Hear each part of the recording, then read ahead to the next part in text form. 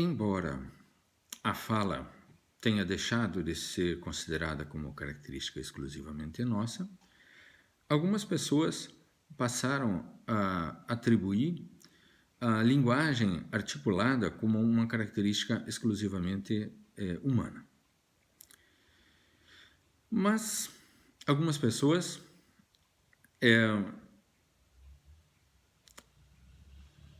fizeram uma tentativa em chimpanzés, uma tentativa de ensiná-los a nossa linguagem articulada. Então, foram pegos alguns chimpanzés e esses animais foram criados como se fossem seres humanos para que eles aprendessem a linguagem humana da mesma maneira que um neném humano aprende. Simplesmente observando, escutando seus pais falarem e por tentativa de imitação, eles inicialmente aprendem os significados dos sons e posteriormente tentam reproduzir esses sons, que é a maneira de os nenéns humanos aprenderem. Então, esses nenéns chimpanzés foram criados como seres humanos e, contrariamente ao que se esperaria, eles aprenderam a falar. Esse experimento foi repetido, foi feito inicialmente com chimpanzé, posteriormente foi repetido com gorila, e o neném gorila também aprendeu a falar. O que foi um grande sucesso dos experimentos. No entanto, o aspecto não tão entusiasmante foi que eles aprenderam a falar, porém apenas algumas poucas palavras. Então, o sucesso foi relativo desses experimentos. Um casal de linguistas chamado Gardner, eles tiveram uma ideia muito boa e eles pensaram assim: nos seus ambientes naturais, chimpanzés têm uma linguagem gestual postural, ou seja, uma linguagem baseada em gesto e postura. E não, embora eles tenham oralidade, a comunicação deles não é fortemente baseada nos sons, ela é fortemente baseada em gesto e postura.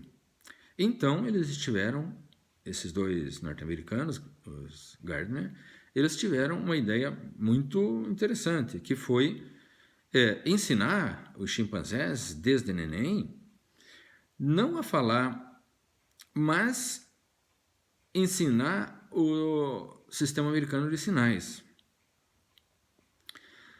Esse código de gestos para surdo-mudo, chamado Ameslan, ele foi usado em nenéns, numa fêmea neném chimpanzé, desde o início. Então, eles falavam entre eles Ameslan, que é a linguagem americana de sinais para surdo-mudos, e falavam com o próprio neném em Ameslan.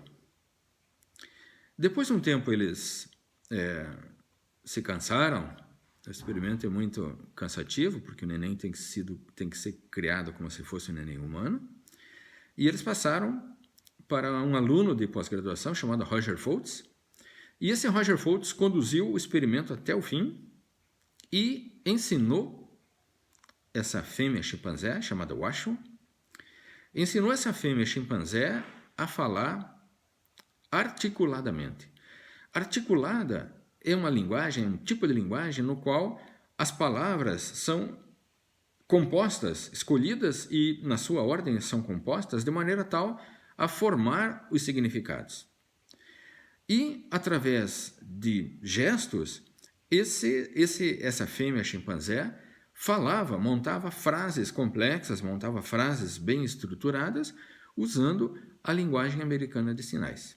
Portanto, ficou evidente que a parte difícil, vamos dizer assim, da linguagem, que é a associação dos gestos aos seus significados e a estruturação de uma frase, ela é possível, os chimpanzés têm capacidade de estruturar uma frase usando não sons, mas usando símbolos, gestos da linguagem americana de sinais. Ou seja, o chimpanzé é capaz de articuladamente estruturar uma frase compondo sinais, estruturando sinais. Então, essa capacidade não é exclusivamente nossa. Embora os chimpanzés não usem linguagem articulada espontaneamente, eles são capazes de articular gestos para fazer comunicação. O Roger Foltz fez muitos experimentos, vale a pena conhecer, muitos experimentos, tanto com o Washoe quanto com outros chimpanzés, e observou que os animais aprendiam horizontalmente. A própria Washoe ensinou seus descendentes essa linguagem de sinais. Então, nitidamente, a capacidade de articular para executar a comunicação não é uma característica exclusivamente nossa.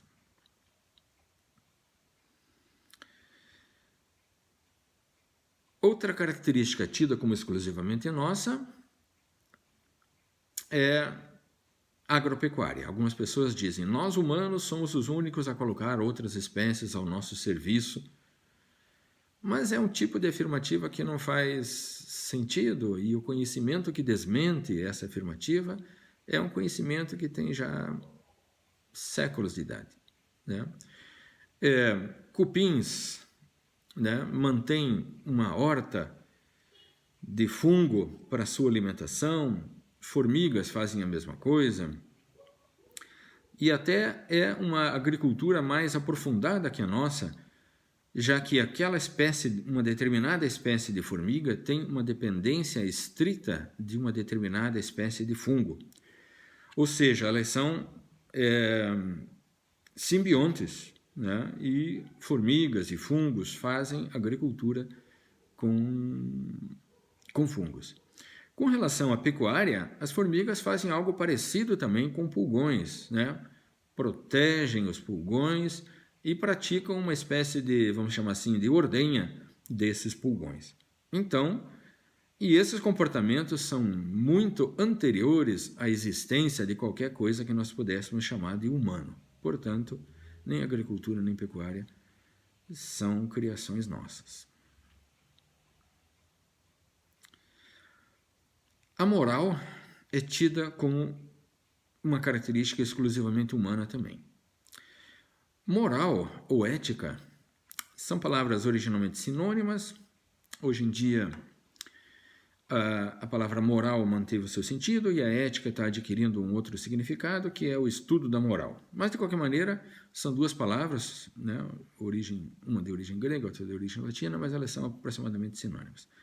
Então, ética ou moral, a gente pode dizer que são a noção do que é certo e do que é errado, do que é aprovado ou não, de quais comportamentos são aprovados e quais não. Essa característica era tida como exclusivamente nossa, exclusivamente humana, mas foram feitas observações simples que mostram que essa noção não é uma noção exclusivamente nossa. Foram daí montados experimentos para efetivamente demonstrar se a noção de certo e errado estava presente apenas na gente.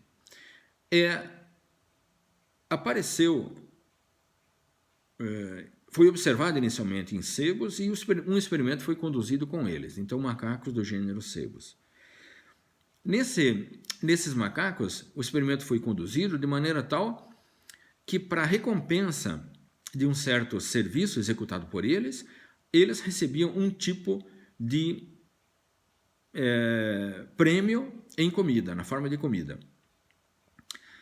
Mas foi escolhido um animal dentre esses que faziam esse serviço por recompensa, e esse único animal passou a receber uma recompensa mais apreciada, uma fruta, no caso foi uva, que eles apreciavam mais do que eles recebiam habitualmente, que era pepino. Então eles estavam habituados a receber pepino um pedaço de pepino como recompensa, e apenas um animal passou a receber uva como recompensa pelo mesmo trabalho.